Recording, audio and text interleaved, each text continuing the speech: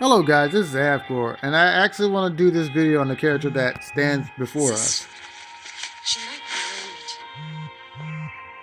be Um, I'm kind of really surprised. This is actually an interesting character, so let's go to her. Her name is Sadie. weapon upgrades are now more powerful than Um, yeah, she's really loud. And when you play her, she's a really loud character. She makes a lot of noise. But the thing about her is she has really awesome stats.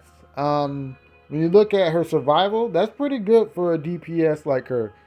Because when you check other people like Vera, it's like super low. Never underestimate. Like super low here, super low. This is like more balanced, but low. Like Bill and these guys have high survival, but for her, she has like really good survival, good control, moves, and damage and burst. She doesn't like assist because she's made for like 1v1 PvP, so her assist is like garbage. But if you're like playing 1v1, that's not a problem. But in team mode, it is because she cannot play a support role. And support roles in Contra age better than DPSs because there's always going to be a new DPS out. But supports actually have like long term viability. Like she's actually still good in 3v3. No matter how long the night is, daylight will faithfully arrive. And Weapon she's going to get outclassed soon. So assist is more important long term than short term. I mean, just tone that down. It's better it's better in the long term than short term. Like cause 4v4, she's still good. So keep that in mind that assist is relevant, just not relevant in 1v1.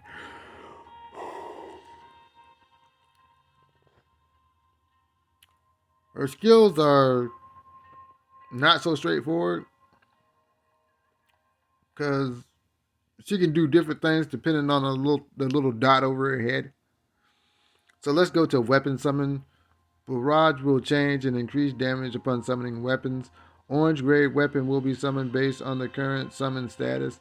It will attack the enemy and restore own HP upon dealing damage. Last for I haven't seen that yet. It will attack the enemy and restore own HP. I haven't seen that. I haven't seen that. Summon status below her HP. She gets a bar under her attack. When status point at the left, short range turbo thrower, which is actually a really high damage thing. So depending on when you teleport, her dot moves. So when her dot's in the first slot, she gets turbo thrower. When her dot's in the middle, she gets lightning laser cannon, which is a strong far range weapon. And when her status bar is at the right, long range, she gets the sniper rifle. So depending on where she's at on her little thing,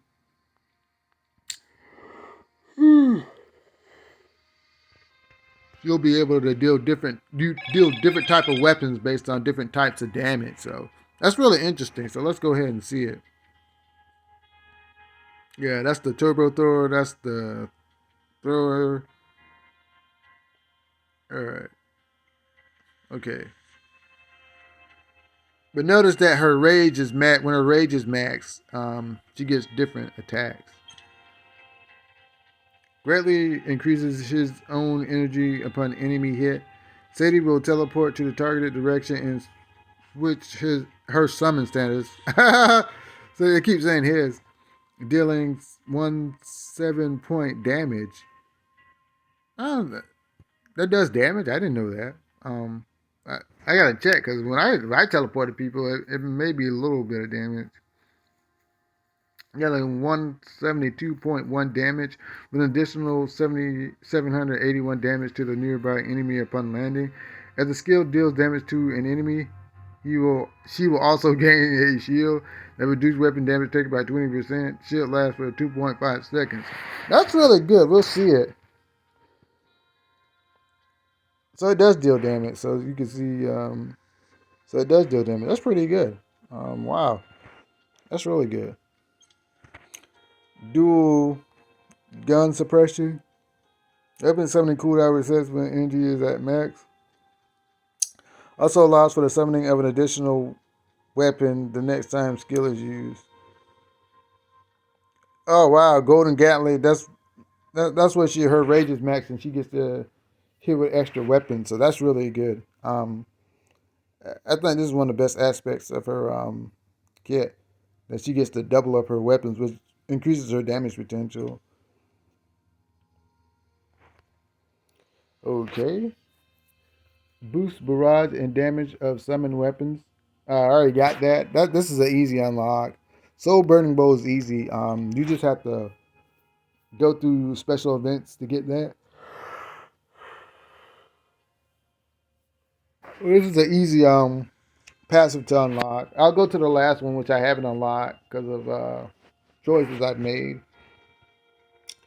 But boosting the barrage and damage of weapons is really good. So this passive is really good.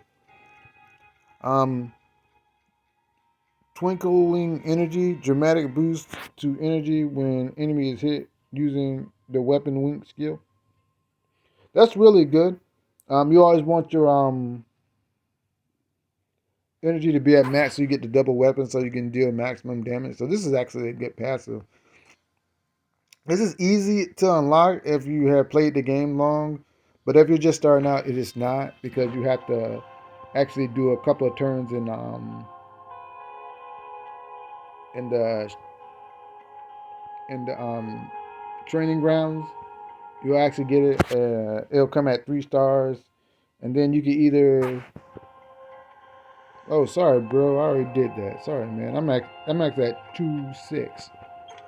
Um. So sorry, bro. I already did it, bro. I literally am at the. I'm actually at 2.7. I can't even do 2.7 because my resistance is so low. What the hell, dude? I'm sorry, man. So this is actually harder to get than this. This is actually tough to get because you actually have to spend money to get this. That's why S characters are so hard to use. Slows enemy hit with the weapon wing skill by 30%, lasts for 1.5 seconds. This is actually a good passive because you actually want to slow down your opponent. If it was stun, it would kind of be too broken, so I'm glad they didn't do stun, but slow is the next best thing. Oh, dude, you gotta calm down. He must have his on auto or something. Alright, critical deterrent. Sadie's crit rate increases by 10% when there's an enemy within a 5-yard radius. This is actually good. This is why I actually am going to have to get this weapon.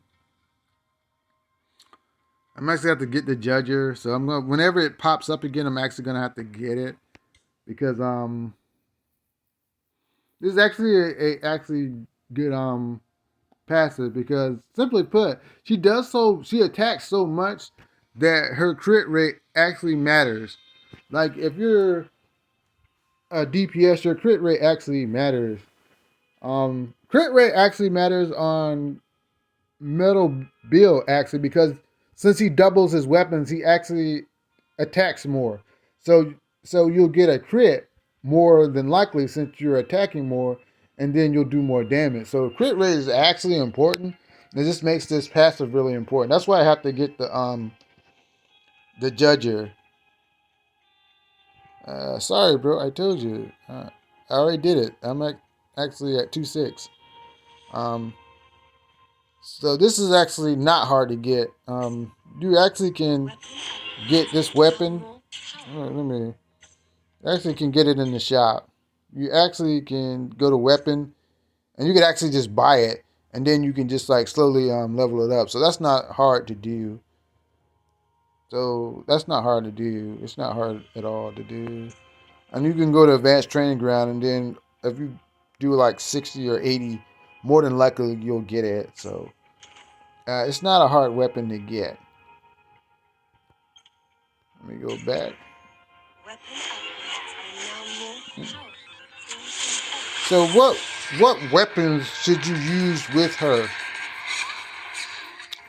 It's weird because when you look at her, you think she should be a long range character, but she's not meant to do that. She's meant to actually be enclosed. So this Titan Incinerator I actually use in PvP, and it works well.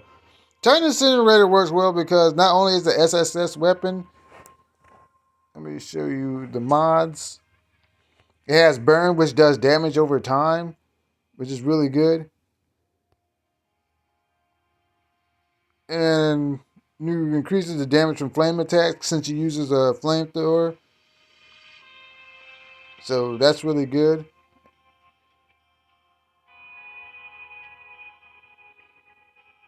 Alright, increasing attack and defense, which helps us with her survivability. And increases max ammo. This is actually really good. Advanced fuel is actually good because it increases max ammo. That means you can just pile on the damage longer. So this is actually a really good weapon for her. Golden Crusher actually is a good weapon for her as well. Since you're in close, you don't have to worry about aim as much. And you actually get explosive rocket, damage engines, and blast radius. And you actually, since I have access to this now, you get plasma shield, increases her survivability. Critical mastery is always good because you compound with her other passive, you increases her crit, so you do more damage, which is really good. I'm not going to explain why this is good. It's just a consistent attack weapon. It's not like a specialized weapon, which I use all the time. Just consistent attack. Assault rifle is just consistent attack. Cannon is actually good. Shadow Infernal Cannon is actually good. I think Titan Incinerator is better now because you'll see in PvP that that Incinerator is actually slowly outclassing Shadow Inferno Cannon. Um, yeah, it's actually slowly outclassing this weapon. That's why I'm glad I got this weapon at 4 stars because this weapon is slowly getting phased out. Kind of sucks, but it is. Golden Gatling is alright. It's not as good as Titan Incinerator or Golden Crusher or even Golden M4A for that matter. Unless you get the third awakening, it will be better than Golden M4 Golden the Golden M4A1. If you get the awakening, it is better. And Ice Age is okay, but I think Titan Incinerator is better. So what's her playstyle like?